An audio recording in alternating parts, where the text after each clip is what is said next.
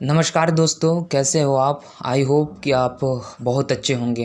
India ने Russia से MI-17 deal cancel की है। जी, आपने सही पढ़ा है। दोस्तों, हाल फिलहाल में इंडिया ने कहा है कि अब हम रशिया से MI-17 परचेस नहीं करेंगे। तो इससे रशिया को क्या फ़र्क पड़ेगा और इसके अलावा इंडिया को क्या फ़र्क पड़ेगा? देखिए, मैं आपको ये बताना चाहूँगा कि इंडिया रशिया को क्या फ़र्क पड़ेगा। इससे ज़्यादा तो वेस्टर्न कंट्रीज़ को ज़्यादा फ़र्क पड़ेगा। वह तो यही चाहते हैं कि इंडिया रशिया से ट्रेड करना कम कर दे, क्योंकि वेस्टर्न कंट्रीज़ ने पूरी दुनिया के देशों को रशिया से ट्रेड करने से मना किया है। लेकिन इसके बावजूद भी इंडिया ने लगातार रशिया से ट्रेड करता आ रहा है, चाहे वह ऑयल परचेस करना हो, चाहे वो डिफेंस की सिस्टम्स जो भी हैं।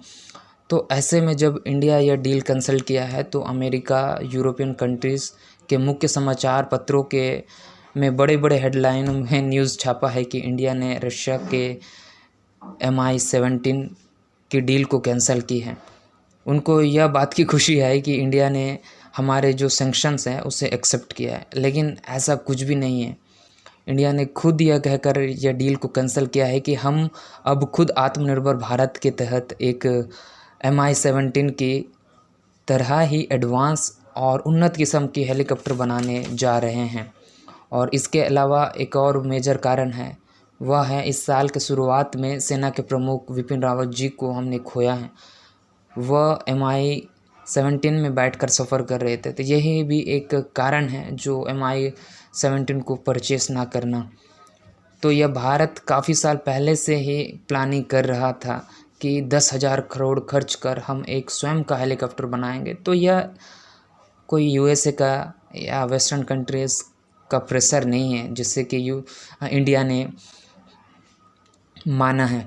लेकिन मैं ये आपको ये बता दूं दोस्तों, ये एक बहुत बड़ी एक डिसीजन लिया है इंडिया ने, क्योंकि अभी इंडिया चाहता है कि हम कई देशों से, दूसरे देशों से हम अपने डिफेंस के सिस्टम्स है उसको हम परचेस नहीं करेंगे, हम खुद दुनिया को सेल करेंगे खुद से बनाकर। तो यह है इंडिया की एक बहुत बड़ी डिसीजंस है दोस्तों। अब हम बात करते हैं MI-17 की क्या उपयोगिता, उसकी क्या खास बात है। यह बेसिकली ट्रांसपोर्ट करने का काम करती है, सेना के लिए भोजन सामग्री लाना ले जाना। और इसके अलावा इसकी खास बात है कि यदि एक बार फ्यूल भरे तो 1100 किलोमीटर तक उड़ते रहेगा। इसके अलावा अटैक करने का भी काम करता है, सैनिकों को यहाँ से वहाँ ले जाने का भी कार्य करता है। तो सबसे बड़ी बात है कि पहाड़ी क्षेत्रों में भी उड़ता है, तो इसकी यही खास बात है दोस्तों।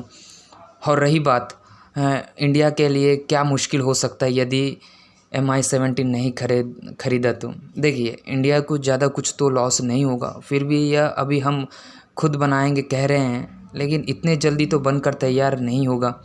यह प्रोजेक्ट 2028 तक बड़े स्केल पर लाने का प्लान है इंडिया का।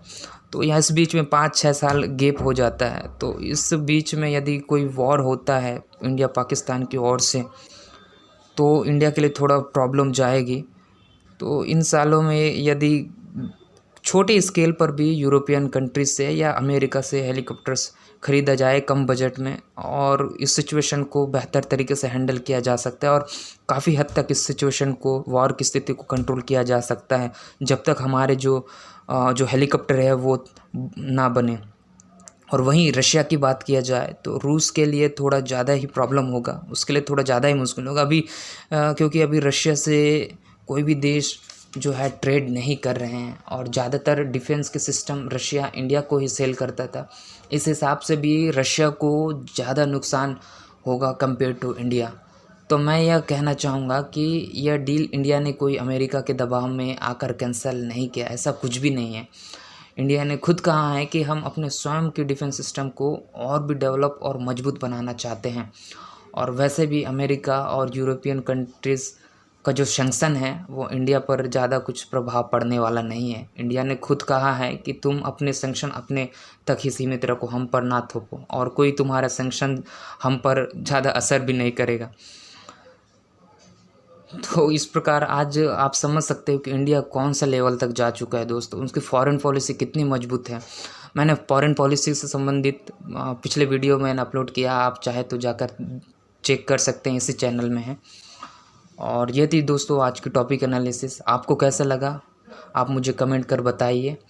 और वीडियो को शेयर लाइक कर दीजिए और चैनल को सब्सक्राइब कर दीजिए। मिलते हैं दोस्तों नेक्स्ट वीडियो में।